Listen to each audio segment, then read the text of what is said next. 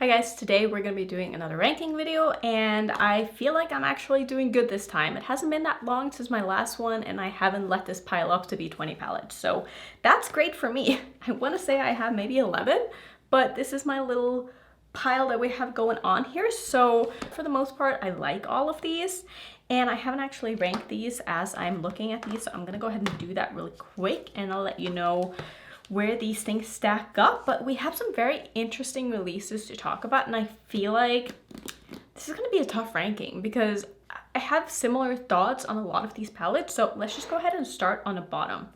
Okay, let's go with this. I feel like the more I sit here, the more I can overthink this very easily, and if I were to do this again in 20 minutes, I might change my mind. If I were to do this again tomorrow, this might be something completely different. So it just goes to show that honestly, I really like most of these palettes, and I'll start on the bottom with this one. This one is from Florasis, and it's called the Soaring Sunlight palette. Now, I don't think there's anything wrong with this palette. The only thing that I will say about this is that it's just not the kind of formulas that I enjoy, and I don't think that it's bad. I just don't think that this is really for me. Like, the shimmers are quite subtle. They don't really have any like oomph to them. They look nice on the lids. If you're someone who likes more subtle looks, I think you would love this palette. Like I said, I don't think there's anything wrong with it. I think the mattes perform really, really well. They're nice and pigmented. The shimmers just aren't like my perfect shimmer formula. And also the pans are very like thin, so sometimes they can be hard to like get your brush into it, which is another kind of like annoyance, you know. And other than that, I think it's beautiful. You know, packaging is beautiful, imprints are beautiful, color story is pretty, but also like not really my favorite. So it's a combination of a color story thing and a formula thing for me. I don't think it's bad by any means. I think if you like a more subtle shimmer formula, I think you would love this. But for me, I want a little bit more oomph. The next palette here is a palette that I really like this palette. I don't think there's anything inherently wrong with this. It's just that it's kind of boring and it's more of a companion palette for me. And it's the new Natasha Denona I Need a Nude palette. I think this is really pretty for being a neutral palette. Again, it's definitely a companion palette for me. It's how I will keep using this. I don't think I realized when I bought this, like just how cool tone this palette is. And I realized for myself that with neutrals, I tend to want more warm tone neutrals over cool tone neutrals, or at least like more neutrally neutrals. I don't tend to gravitate that much to like the very cool tones. Speaking of cool tone neutrals though, I'm wearing like gray and black today, but you'll see that later in the video what I'm using. But I do think the formulas in here are gorgeous. Like, the only thing I would say is I wish that the topper shades were a little bit more sparkly, and I feel like the ones in the Yucca palette were more kind of what I was looking for or hoping this would be. And I feel like the Nude formula just didn't really deliver what I was kind of hoping. But I do think in its own way, it's very pretty, very ethereal. And if you're someone who likes just like a one shadow look, I think these shimmers are great for that, but like using these kind of toppery shimmers together with some of the mattes, I find them to be like almost too sheer to the point where you can see like the matte underneath. And so unless you have a perfect matte application underneath, it's gonna look a little bit like weird when you layer that very, very sheer toppery shade over the top. But I still think it's a beautiful palette. It's just not really something that really excites me. It would be, again, more something that I'm gonna use together with something else.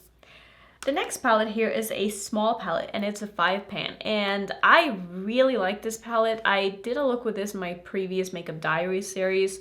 I haven't done like a dedicated video on this, but this is the collaboration between Allie Dawson and Ofra, and this is what the palette looks like. It's very much like a pumpkin fall inspired palette, and I think this is the best matte formula that I've ever tried from Ofra. Like, these are really good mattes, and the shimmer in the middle here, which is more of a topper shade, also very pretty. I feel like this one is nicer than the single topper shades they came out with in the past. I could be wrong, but I felt like this one had a little more like just shine to it, and it's beautiful. It really is beautiful, but it's a 5-pan palette, and even though you can do a lot with this color story, actually, I don't know, there was something in me that just wanted to pick the other palettes in front of me based on color stories a little bit more than this one. Because when I do these rankings, sometimes I just have to be like, okay, if I could choose one palette that I wouldn't use over these other ones, like which one would I choose, or which palette would I be the least likely to use out of the ones that I have in front of me, and that's the one that's going like next in the ranking. So yeah, I don't know. I mean, I do really like the palette. I think it's beautiful. Congratulations to Allie, of course, for a really nice collab, but sorry, I ended up a little bit lower on the list. Next up is the palette from Nomad, and this is the Ghost Town USA palette, and I don't think there's anything wrong with this palette. I think the packaging is absolutely stunning. It's more of a color story thing. I don't think there's anything wrong with this color story. I think it's pretty. I just feel like these tones are not tones that I tend to go for, and I've said this in a previous video that I feel like for my coloring, for my style, the way that I dress, the things that I wear, I feel like muted tones like this kind of clashes with my style, you know? Because I've realized that I tend to go for, I do like to wear a lot of black and like not necessarily neutrals, mostly grays and blacks, but when it comes to colors, I tend to use the saturated tone of a color over something that's more muted. So I feel like if I have like a, you know, bright, like I'm wearing bright red pants today, okay? Like, I feel like this is just not gonna go with that. Does that make sense? Or like, sometimes I'll wear like neon green shoes, and this also just doesn't really, you know what I mean? Like, it just sometimes clashes with what I'm wearing, and all of my accessories and stuff tend to be like very bright and saturated and colorful. And so, yeah, I don't know. There's something about these tones that, unless I'm wearing like an all, you know, black outfit or something like that, it just, you know what I'm trying to say. I think it's beautiful though. I think the formulas in here are some of the best I've tried from Nomad, and the shimmers in this palette, no issues with hard pans. Some of them are even very, very creamy compared to what I'm used to, and they don't crease. So really nice formula, really nice palette, just not a color story that I reach for. The next palette is the palette that I'm wearing on my eyes today, and I'm sad that I'm not ranking this any higher. It's just because, again, it's a color story thing. Like, how often am I really going to reach for just grays and black with a red? Like, I love this look. This is from Fluorosis. It's their newest collection, and it's called the Black Swan palette. It's just so pretty, and I'm like, I wish I could rank this higher, but I just can't. Just because of the color story, but the formulas in here are fantastic. If you like this, you're gonna love this palette. It is so, so nice, but I know myself, and I know this isn't a palette that I'm going to use a lot, but I bought it because it's beautiful. Packaging, A+. Formulas, A+. I will definitely use this palette again, but together with something else. I'm not gonna use this on its own because there's only so many things you can do with like that color story, you know? The next palette is one that I kind of thought I would rank higher, but there's a lot of competition in the next couple of palettes. Can I just say that? Like, all of these next palettes are amazing, and if you're interested in any of them, you can't go wrong. The next one is the collaboration between Odens Eye and Angelica, and this is the little ghost palette. So this is the color story out of the two that I feel like I like the least, and it's not to say that I don't like it. I just prefer the other one a little bit more. And I don't know what it is about these colors, but I just don't, it's just not really what I want to wear right now. And I don't know why, but it's just not screaming to me. I think it's a beautiful color story. Nothing wrong with the formula.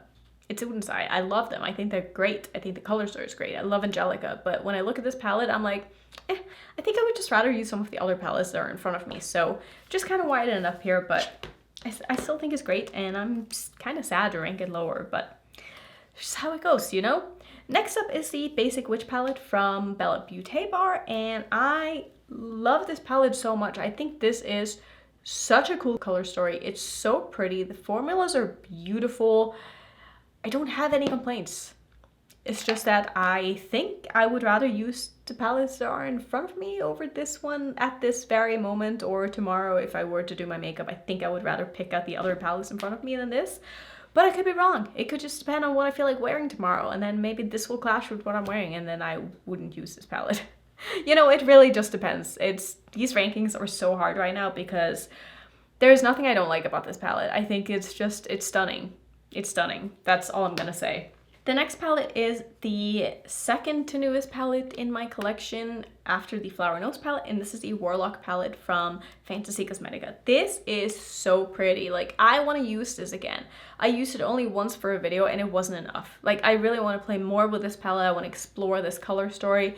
This shade that I used in my first impression / review video is so unique and so pretty, and it's got like a pink base with like a blue shift to it, and it's got like some silver in it, and I can't even explain it. It's just such a fun different color that I don't have in my collection. I want to play more with this. I think it is beautiful. In third place is the newest palette from Beaute Bar, and this is the Recently Deceased palette. No, recently de-influenced palette. Here's what that palette looks like, and I think the reason why I'm picking this one over the other one is because it's very like fall. And I've been really into like fall tones lately, and this just screams fall to me, especially with these like warm tone neutrals, which, like I was saying before, I definitely prefer these kind of neutrals to like the flower nose ones, like the grays and the blacks and like the taupes. So this is more my kind of neutral vibe. And also there are 2 iridescent shades in this palette, which I love. I love a good iridescent shade. Actually 3. I guess this one could technically be iridescent, even though it does have a very strong like green base to it. So maybe I wouldn't call it that, but I love this color story. I love like these reds and oranges and just so yummy. Like it's just yummy. In second place is the other collab with Angelica and Odens Eye, and this is the Trick or Treat palette. Again, you'll see a theme. It's very fall inspired. I'm ready for fall. I love warm tones like this. I love the greens together with the warm tones. I think it is stunning. I love this yellow shade up here.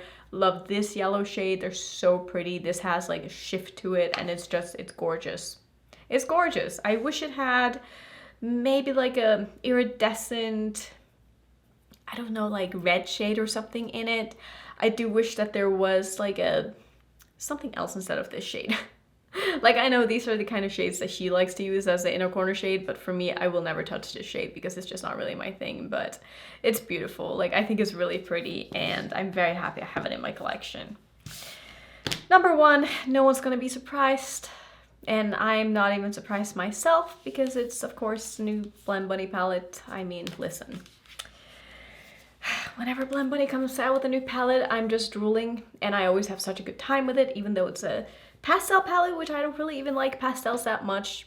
This I can just see myself using so much together with other things. I do love pairing pastels, like in my looks, but not doing full pastel looks. And I feel like this palette gives you the option with the darker mattes to explore pastels while not relying fully on the pastels. Does that make sense? Like, you can easily use these darker shades to like deepen up the pastels, and the shimmers in here are so pretty as well. Like, I like that she put in some lighter shimmers a lot of the time in her palettes. The shimmers tend to be on the darker side, like mid-tone to dark, and these are definitely more on the lighter side. Like, even this shade right here, when you put it on your eyes, it's got like a really, really pretty kind of light purple shift to it that makes it look a bit lighter on the eyes than it looks in the pan, because here it looks kind of like a dark blue purple, but on the eyes it definitely looks lighter, and I just think it's beautiful.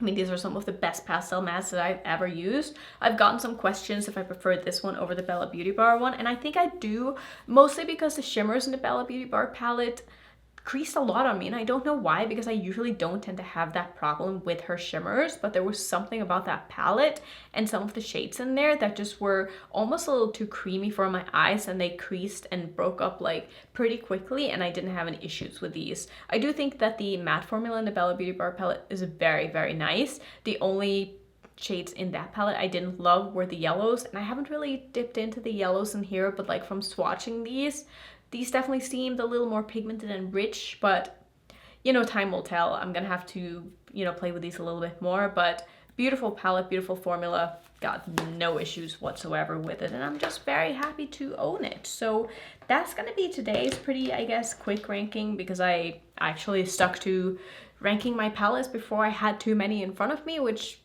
good for me. So yeah, thank you so much for watching. If you want to see some more ranking videos, I have a long playlist. I'll put that right there. If you're new, don't forget to subscribe, and I'll see you in my next video. Bye.